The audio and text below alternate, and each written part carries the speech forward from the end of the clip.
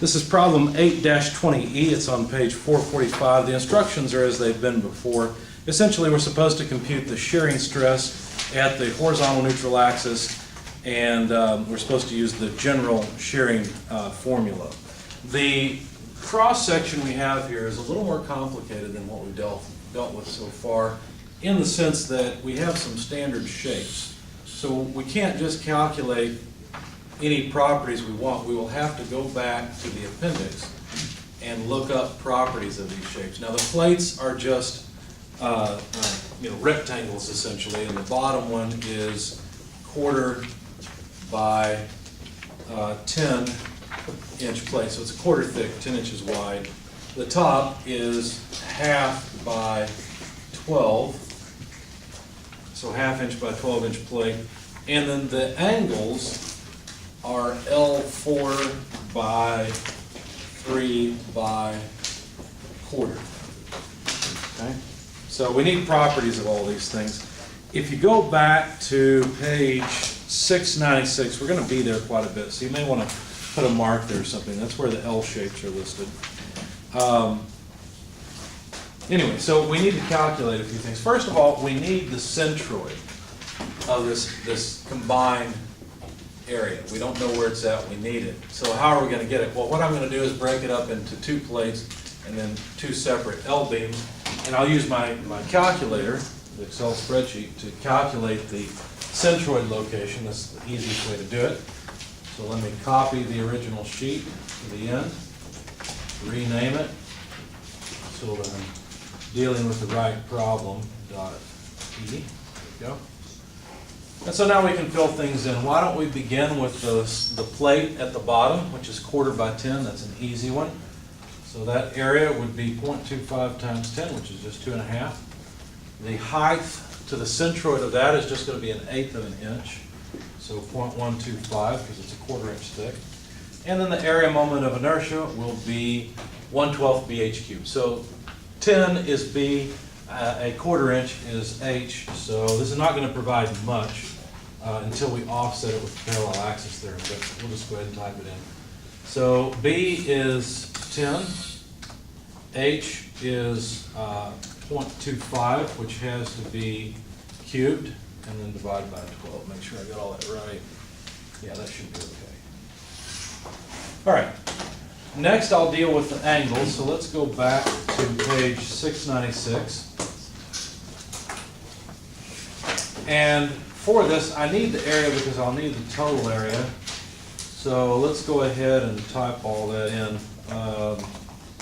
What is it? L4 by 3 by 1/4. So reference line L, which is just above one of the break lines, or the lines that break it all up. The area, the total area is 1.69 square inches. The height, y, is measured from the bottom. Now we have to be careful here because the height to the centroid of these L shapes have to be measured from the bottom. So I'll have to add 1/4 to what they've got in the table. Okay, so let's do that.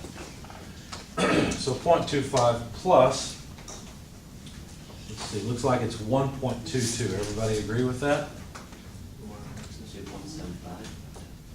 What's that?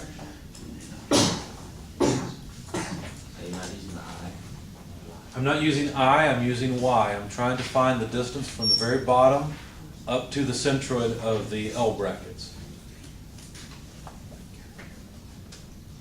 Does that make sense? Yep. It's a good question.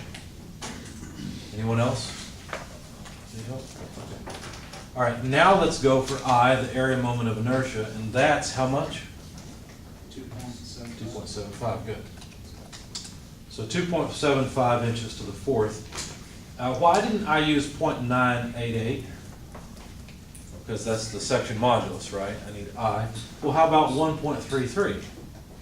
Well, that's the area moment of inertia about this axis. I want it about this axis. Okay? All right, now I've got 2 of those, so let me just copy this row. It'll be the easiest thing to do, and paste it on the next row.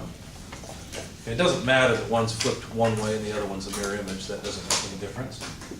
Okay, how about the upper plate? Well, the upper plate has an area of 1/2 inch times, what, 12? 12. Yeah.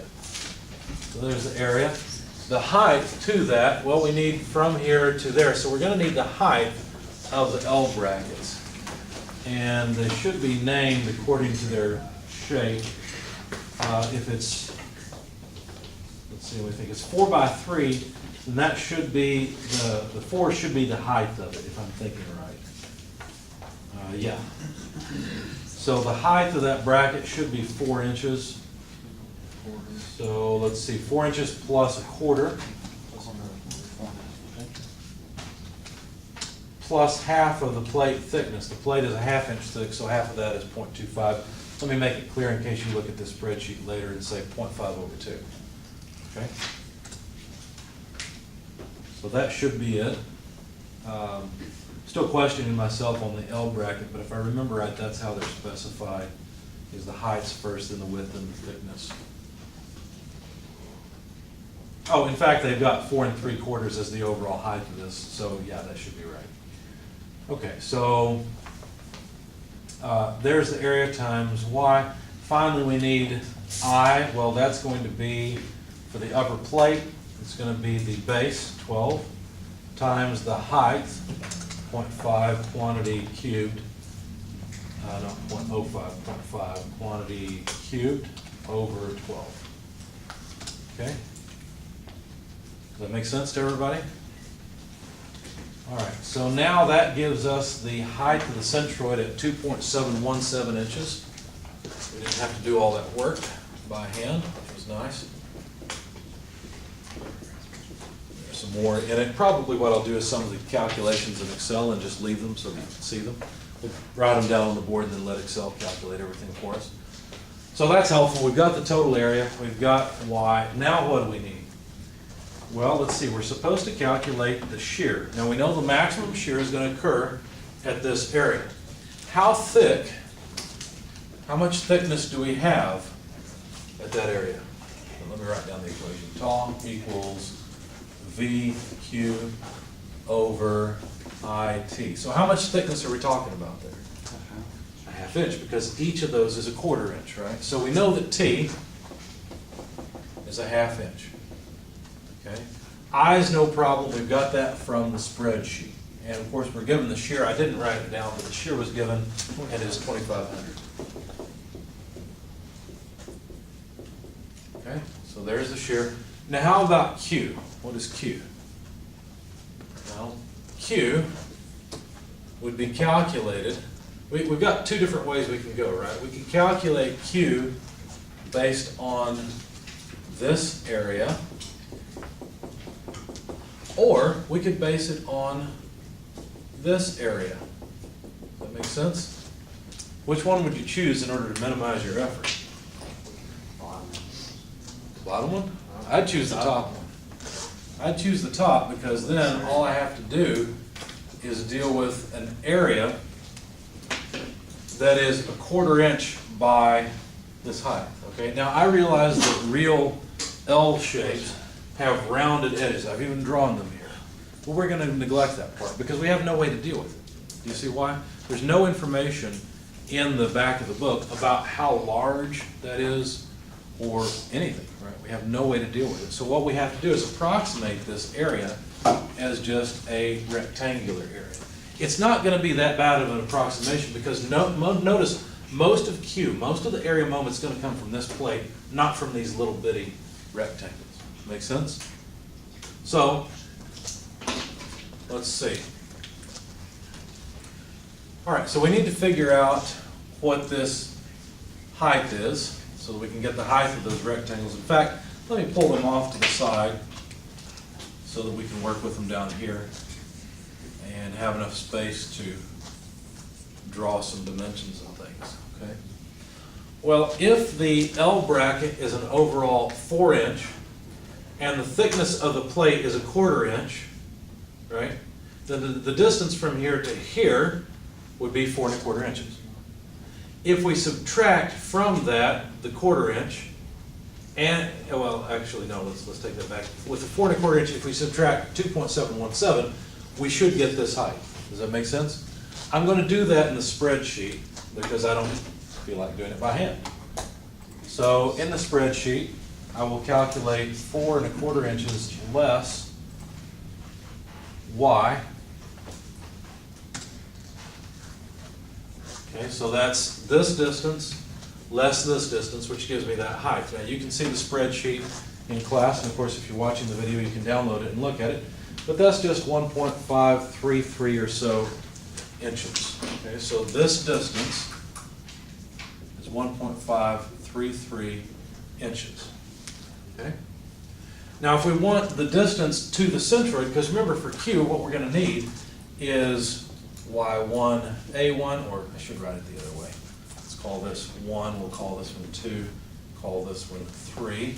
Then I need a1 times y1. Now 1 and 3 are essentially the same thing, so let me just multiply that by 2. Okay? And then I will need a2, y2. So far, what do we have? None of these. We've got twice y1 so far. Okay? So let me calculate y1 in the spreadsheet. And all I have to do is divide the result of that cell by 2. So there's y1. Now to get y2, which is this distance, what do I need? Well, I need 1.533 plus half of the plate thickness, right? So plus 1/4. So I can do that easily to get y2 equals that times 2 plus 1/4 inch. Okay? So both those are in inches. I typed it in the spreadsheet. It came out to 1.783. Okay.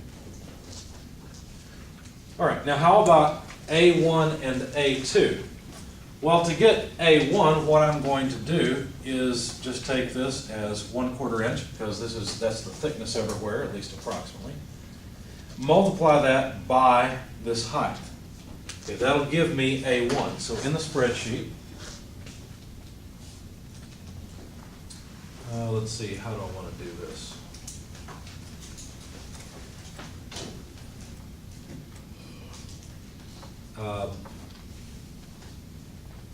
Guess we'll do it over here, A1, A2. I don't like it that way. I can't seem to think how to do that better, but anyway, this will work. So A1 needs to be this dimension times 1/4.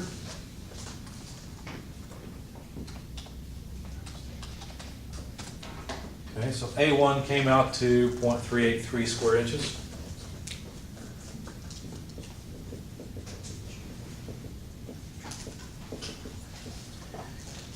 Okay.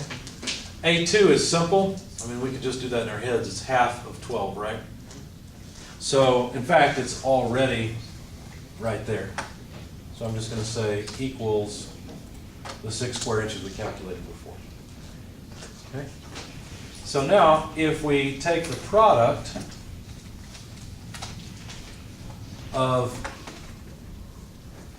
I know how I could have done this. Hang on, let me rearrange my spreadsheet. I don't like the way I've got it set up.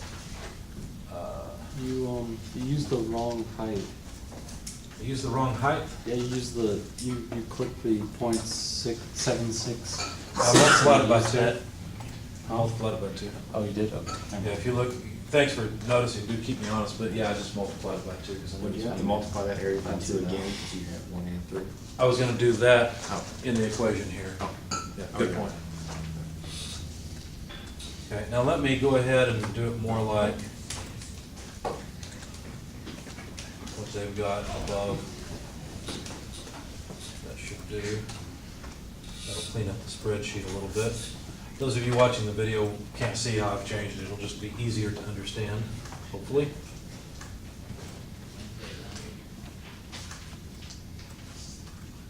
There we go. So A times Y for each of these is just the product, which we'll take in the spreadsheet. That way we can let Excel do the lifting for us.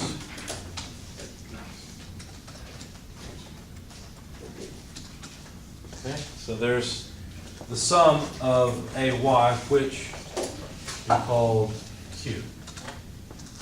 Okay, so, oh, wait a second. We just discussed this. We need 2 of A1Y1. That's Q.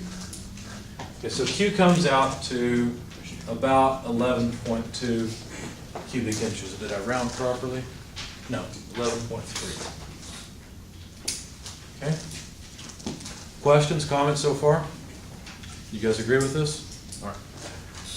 So to calculate the shear, we need 2,500 pounds force multiplied by Q, which is 11.3 cubic inches, divided by I, which we have in the spreadsheet as 46.7 and, well, 0.8 or so inches to the fourth, and then T, which we agreed was 1/2 inch. Again, since so many of these numbers I've rounded all up here, I'll let Excel calculate the result for us.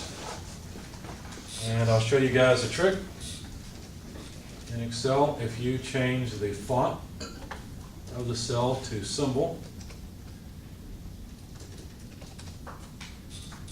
you can put in Greek characters. So ta is the character we want. Sometimes you have to hunt for it. I mean, for example, I know ta is T, and so I plug it in. Delta's D.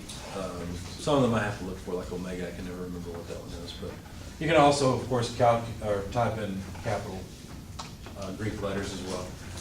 But anyway, so calculating ta in the spreadsheet, it'd be 2,500 pounds multiplied by the Q value divided by the moment of inertia and divided by 1/2 of the thickness. Now I need to think about the units and make sure they all came out all right. V is pounds force.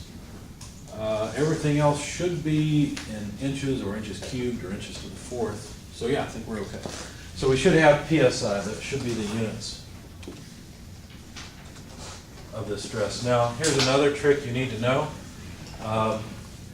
It's pretty silly to have so many decimal places in an answer, so I'm going to format this cell and change it to a number, and honestly, no decimal places is fine for me in this. Okay? So about 1,206 PSI is what we got for the result of that shear stress. Any questions, comments? All right.